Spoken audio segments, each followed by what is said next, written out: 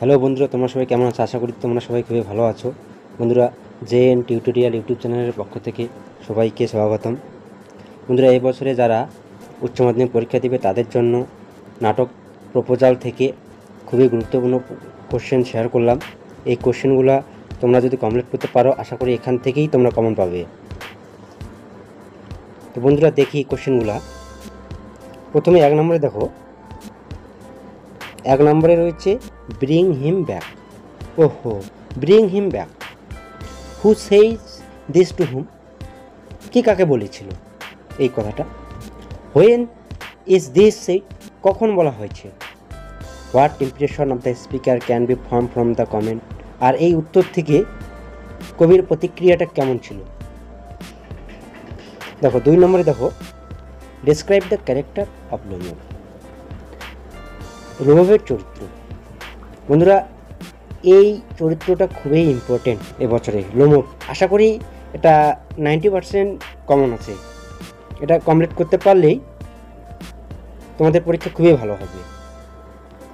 3 নম্বরে দেখো,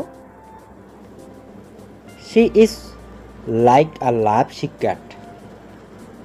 হু said this about whom? কে কার সম্পর্কে এভাবে বলেছিল? Why does the speaker say so? কেন বক্তা এই কথা বলেছিল? 4 নম্বরে দেখো, 4 নম্বরে রয়েছে why is the marriage proposal important to all the 3 characters of the drama the proposal. বন্ধুরা, এই কোশ্চেনটাও খুবই ইম্পর্টেন্ট।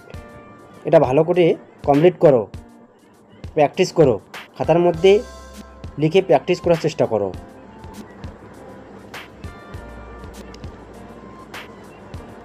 পরের নম্বর দেখো, 5 নম্বর দেখো, make a brief sketch of social life as you find in the play.